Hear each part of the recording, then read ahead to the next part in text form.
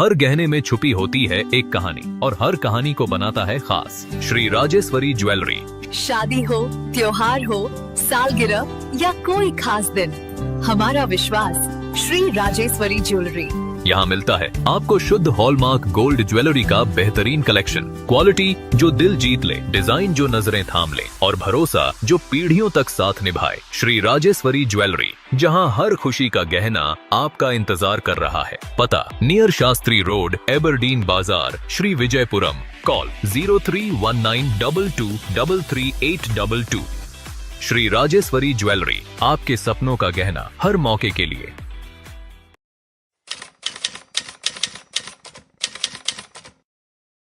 सभी को नमस्कार। मैं सोनी टोप्पो, जनरल सेक्रेटरी, अंडमान निकोबार आशा कर्मचारी संघ। आज 15 अगस्त 2026 सभी को मैं 80th इंडिपेंडेंस डे का हार्दिक शुभकामनाएं देती हूं और इस प्रेस कॉन्फ्रेंस में सभी का स्वागत, अभिनंदन करती हूँ। आज के प्रेस कॉन्फ्रेंस बुलाने का मेन मकसद हमारा यही है कि हमारा जो ऑनरेरियम बढ़ोतरी हुआ है, इसके विषय में आप सभी को अवगत कराना है, जानकारी देना है कि कैसे हमारा ऑनरेरियम बढ़ोतरी हुआ है और कितना हुआ है करके। तो सबसे पहले मैं मंच पर उपस्थित हमारे प्रभारी सर, जो स्टेट बीएमएस के उपाध्यक्ष हैं, श्री अनूप कुमार दत्ता सर जी, आपका बहुत बहुत अभिनंदन, स्वागत। मेरे दाहिनी ओर है मेरी जॉइंट सेक्रेटरी अंडमान निकोबार आशा कर्मचारी संघ की पी लक्ष्मी। उसके बगल में मेरी नॉर्थ एंड मिडिल की आशा दीदी है, जो हमारे अंडमान निकोबार आशा कर्मचारी संघ की एग्जीक्यूटिव मेंबर है। मैं सभी का इस कार्यक्रम में स्वागत और अभिनंदन करती हूँ और आप सभी मीडिया कर्मी का भी स्वागत और अभिनंदन करती हूँ। तो आज के इस प्रेस कॉन्फ्रेंस का बुलाने का मेन मकसद है हमारा जो हम बीएमएस के बैनर तले हमारा यूनियन 2021 में जब से आया है और हम बीएमएस में हम यूनियन बनाने का हमारा मेन मकसद जो हमारा था, ऑनरेरियम बढ़ोतरी को लेकर हम बीएमएस में हम यूनियन बनाए थे और तब से हमने 2021 से हमने बीएमएस के बैनर तले बहुत प्रयास किया है कि हमारा ऑनरेरियम बढ़े। जैसे कि आप सभी को पता ही है कि हमारा ऑनरेरियम स्टार्टिंग में तो हम 0 ऑनरेरियम से हम काम किए एज ए आशा में। 0 ऑनरेरियम हमको मिलता था, कुछ भी मतलब हमारा काम का ऑनरेरियम नहीं था। हमें इंसेंटिव बेस में रखा गया था एज ए वॉलंटरी वर्कर के रूप में। लेकिन जैसे जैसे अभी समय बीतता गया, जब हम आशा ज्वाइन किए थे 2005 का, ये गवर्नमेंट का स्कीम है भारत सरकार का, पूरे भारत सरकार का। तो 2005 में पूरे भारत सरकार में आशाओं को लिया गया, लेकिन हमारे अंडमान निकोबार में 2008 अक्टूबर नवंबर मंथ से हम लोग को लिया गया। तब से हम एज ए आशा वर्कर के पद पर हम कार्यरत है, हम सभी आशा दीदी और बहनें। और तब से हम 0 ऑनरेरियम से लेकर अभी हम 2000 में पहुंचे हैं।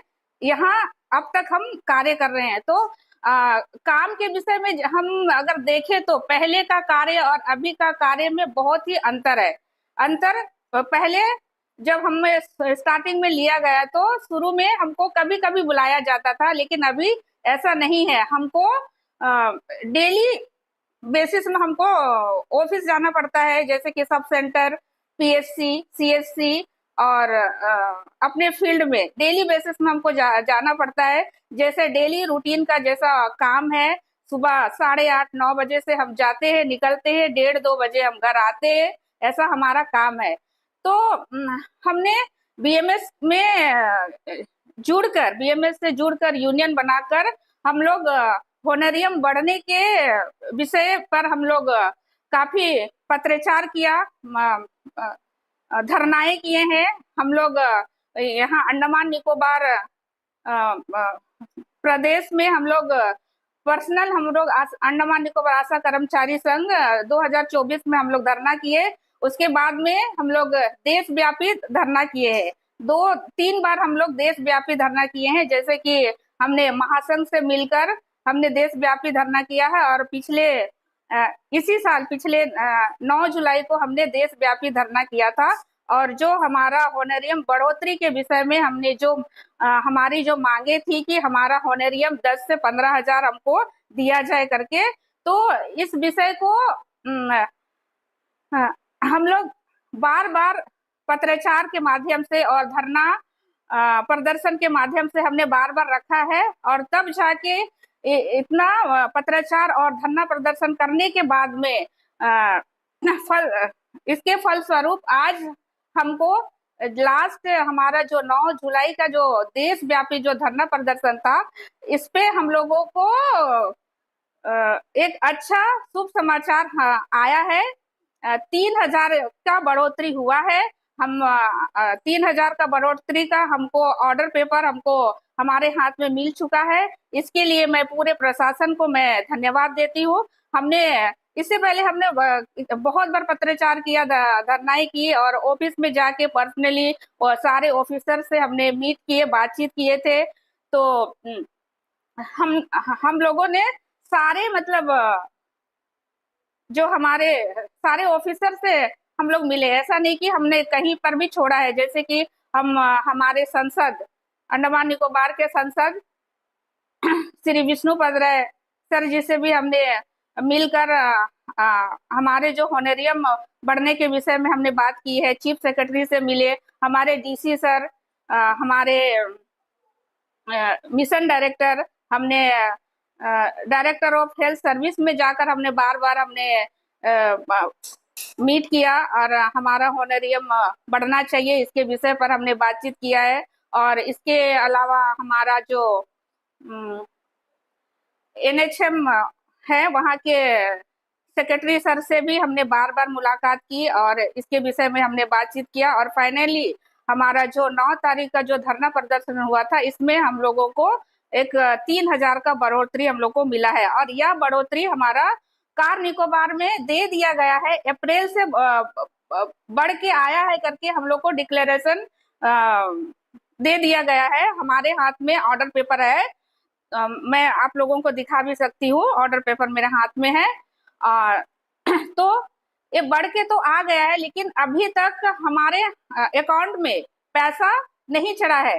पहले हम लोगों को 2000 मिलता था, यूटी शेयर हमारा 500 था, और 3000 अभी सेंट्रल से हम लोगों को बढ़ के आया है। तो टोटल हमारा 5500 का होनरियम हमारा अभी बन रहा है। तो इस तरह का जानकारी हमारे पास है, हमारे पास पेपर है। तो लेकिन हम लोगों को अभी तक हाथ में हम नहीं मिला है, पैसा अकाउंट में भी नहीं चढ़ा है। तो मैं इस बढ़ोतरी के लिए मैं बीएमएस के सभी अधिकारियों को मैं तहे दिल से धन्यवाद देती हूँ। यह बढ़ोतरी हमारा होने का कारण बीएमएस का सभी अधिकारी हैं, हमारे प्रभारी सर जो हर पल हमारा साथ दिए, हमारे प्रदेश बीएमएस के महामंत्री सुनील सर भी बहुत हमारा साथ दिए हैं, आरकेएमएस भी हमारा, आरकेएमएस के सभी पदाधिकारी भी डायरेक्ट इनडायरेक्ट कहीं ना कहीं उन लोग भी हमारा बहुत साथ दिए हैं। साथ में मैं हमारे अखिल भारतीय आशा कर्मचारी महासंघ को मैं बहुत बहुत धन्यवाद देना चाहूंगी कि जब से हमने उनसे जुड़ा है, हमारा दुख दर्द को उन लोग सुने हैं, और जो भी हमारा ऑनरियम बढ़ोतरी के विषय पर उन्होंने भी बहुत ही कार्य किया है। मैं इस वक्त में नाम लेना चाहूंगी हमारे बीएमएस के मंत्री sir B Surendra sir ji को मैं विशेष धन्यवाद देना चाहूंगी। साथ में बीएमएस के ऑल इंडिया बीएमएस के general secretary Surendra Pandey sir ji को भी मैं विशेष धन्यवाद देना चाहूंगी। इसके साथ ही हमारे अखिल भारतीय आशा कर्मचारी महासंघ के अध्यक्ष श्रीमती जिमी खोरा दीदी को मैं धन्यवाद देना चाहूंगी। हमारे अखिल भारतीय आशा कर्मचारी महासंघ के जनरल सेक्रेटरी गीता कटरे दीदी को मैं धन्यवाद देना चाहूंगी। इन सभी का पूरा सहयोग रहा। हमारा ये जो 3000 का बढ़ोतरी हुआ है, इस बढ़ोतरी में तो मैं सभी बीएमएस के सभी टीम को, पूरे अधिकारियों को मैं धन्यवाद देना चाहूंगी। तो धन्यवाद सर। नमस्कार, मैं अनूप दत्ता, हमारे अंडमान निकोबार द्वीप समूह के आशा कर्मचारी संघ के प्रभारी के तौर पे इस वक्त मैं कार्यभार संभाल रहा हूँ। जहाँ तक हमारे अंडमान निकोबार द्वीप समूह में आशा वर्कर्स की स्थिति है, ये अभी भी पूर्ण रूप से मैं कह सकता हूँ संतोषजनक नहीं है। इनको जब शुरुआती दौर में आप कह लीजिए भारतवर्ष में शुरुआत हुई थी, आशा वर्कर्स को एंगेज करने की बात आई थी, तो एक सोशल कॉज के पर्पस में इनको जोड़ा गया वॉलेंट्री वर्कर्स के तौर पे, जहां इनका ना कोई वेतनमान था, ना ही वेतन थे, ना ही बस जीरो से शुरुआत हुई थी।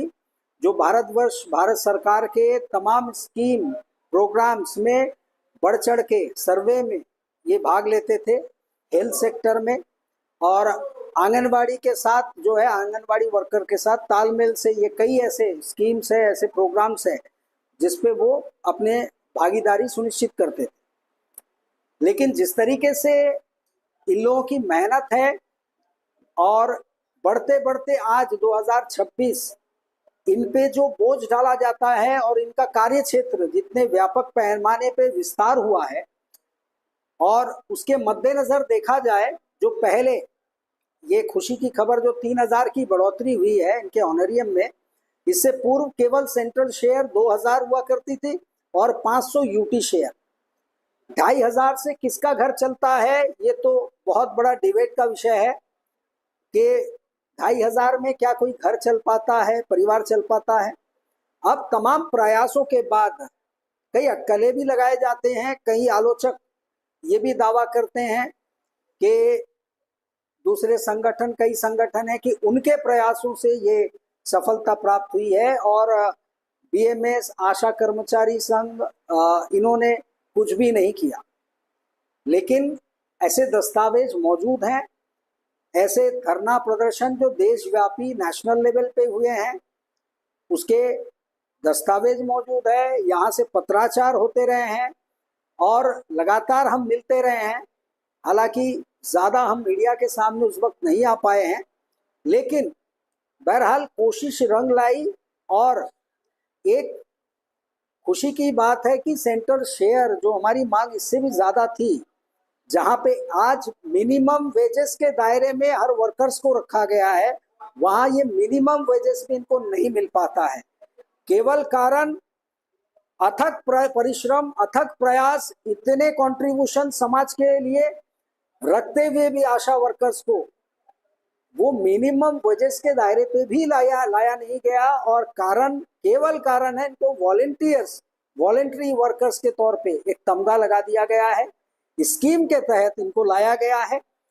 हम मांग करते हैं कि जिस तरीके से इन लोगों का प्रयास और कंट्रीब्यूशन, योगदान हमारे समाज में अंडमान निकोबार एडमिनिस्ट्रेशन, इन्हीं समूचे एडमिनिस्ट्रेशन भारतवर्ष की इनका योगदान है, जिसको मानती है सरकार, मानती है। यहाँ अंडमान निकोबार द्वीप समूह में हेल्थ डिपार्टमेंट मानती है।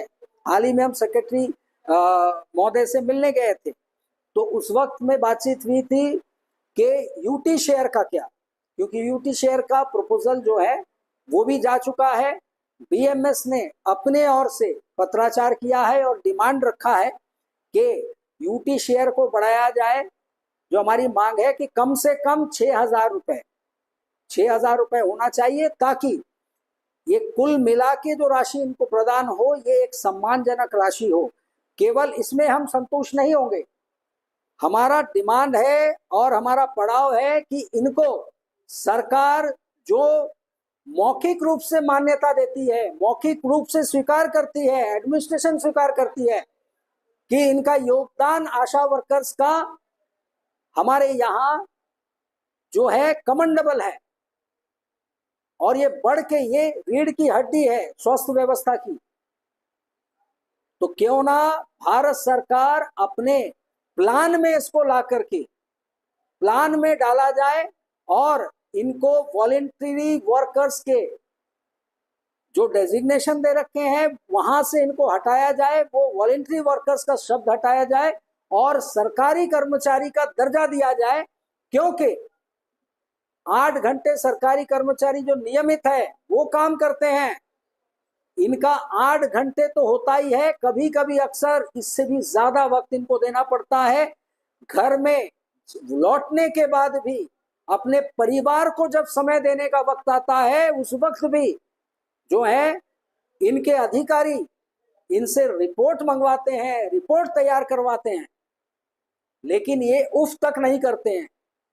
ये मानते हैं कि हम एक सेवा कार्य कर रहे हैं, सेवक के तरह हैं, तो हमें करना है क्योंकि हमारे काम से समाज में लोगों को फायदा पहुंच रहा है। तो जब आप ऐसी मान्यता आप देते हैं और ऐसे दर्जा उनको प्रदान करते हैं कि वाकई में इन लोग काम कर रहे हैं समाज के लिए, और नियमित कर्मचारी के जो का समय होता है कार्य का उससे ज्यादा कर रहे हैं, तो ऐसे वर्कर्स को, आशा वर्कर्स, आशा बहनों को हम डिमांड करते हैं कि जल्द से जल्द भारत सरकार इसको प्लान में शामिल करे, प्लान में शामिल कर वॉलेंट्री नहीं, इनको सरकारी दर्जा प्रदान करे, सरकारी कर्मचारी का दर्जा प्रदान करे। और साथ ही मैं बोलना चाहूंगा कि इनके ऊपर प्रेशर कितना होता है। इनके जो सुपरवाइजर होते हैं, जो इनके काम को देखभाल करते हैं, वो एक तरीके से कहीं कहीं, मैं सभी को नहीं कहूंगा लेकिन कहीं कहीं पे इतने दबाव देते हैं, मौखिक आदेश देते हैं जो वहां से ऑफिस से नहीं मिलता है, लेकिन अपने मन मर्जी, यानी कि एक होता है फंडामेंटल संवैधानिक तरीके से काम करना, और एक होता है व्यक्तिगत तौर पे संविधान तैयार करके वो रूल बनाना। कभी कभी ऐसे सिचुएशन का सामना भी इनको उनकी वजह से करना पड़ता है। एक तो इनको जो ऑनरियम जो पर्याप्त नहीं है, समुचित नहीं है, वो समय पे नहीं मिल पाता है। इनका इंटेंसिव समय पे इंसेंटिव जो देना है वो समय पे इनको नहीं मिलता है। कभी कभी 6 महीने, साल भर तक वो इंतजार करते हैं, लेकिन अधिकारियों का जो रौब है और जो इनको जमींदारी के हिसाब से इनको जो आदेश दिया जाता है कि ये काम करना है, मानो ऐसा कि जैसे ये नियमित कर्मचारी हो। लेकिन जब इनको अधिकार देने का वक्त आता है, यही अधिकारी उनको मुंह पे कह देते हैं कि आप लोग वॉलेंटरी वर्कर्स हो, वॉलेंटियर्स हो। लेकिन आदेश देते वक्त 4 घंटे के बाद, 5 घंटे के बाद, 8 घंटे के बाद जब आप आदेश दे रहे हो कि रिपोर्ट अभी भेजो, तब आपको याद नहीं आता है कि ये वॉलेंटरी वर्कर्स हैं।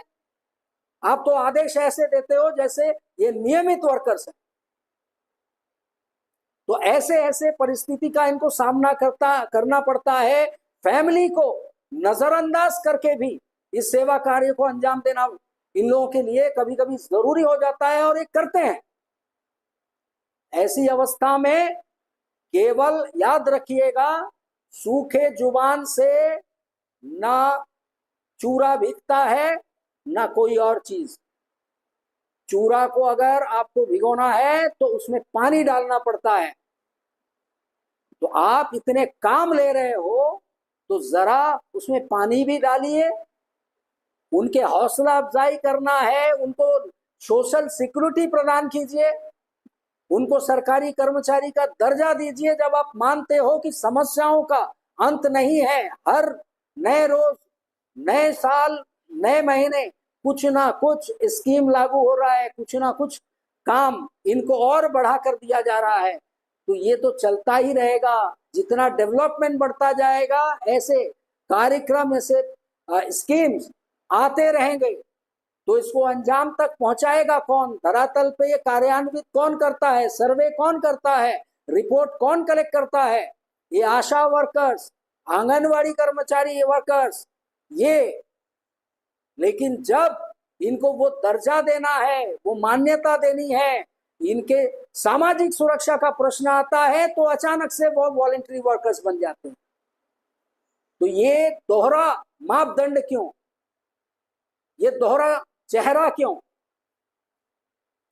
हम डिमांड करते हैं कि आशा कर्मचारी को नियमित किया जाए, सरकारी प्लानिंग, सरकार के प्लान पे लाया जाए, वॉलंटरी तमगे को हटाया जाए और इनके सामाजिक सुरक्षा को सुनिश्चित किया जाए। और यहाँ पे मौजूद इनके अधिकारी, मैं अनुरोध करूंगा एक बार फिर कि इनको जिस तरीके से आप लोग पेश आते हैं, जिस तरीके से व्यवहार करते हैं, जिस तरीके से डायरेक्शन दे देते हैं, वो कृपया बंद करें और मानविक हित को मद्देनजर रखते हुए इनसे ऐसे मानवतापूर्ण व्यवहार किया जाए। ये मेरा अनुरोध रहेगा उन तमाम अधिकारियों से। और साथ ही साथ चलते चलते तमाम सभी का धन्यवाद। और हम चाहेंगे कि अंडमान निकोबार प्रशासन, ऑनरेबल लेफ्टिनेंट गवर्नर और हमारे देश के सरकार इस पे गौर करेंगे और आशा वर्कर्स को उनका अधिकार, और साथ में आंगनवाड़ी कर्मचारी संघ को भी, ये परिवार के जो कर्मचारी है, आंगनवाड़ी वर्कर्स है, इनको भी नियमित सरकारी कर्मचारी का दर्जा देने का काम करेंगे और हमें और आंदोलन ना करना पड़े और हमारी मांग पूरी हो जाए, ऐसी कामना के साथ, ऐसी विनती के साथ मैं सभी को फिर एक बार धन्यवाद दूंगा। बहुत बहुत धन्यवाद। Thank you.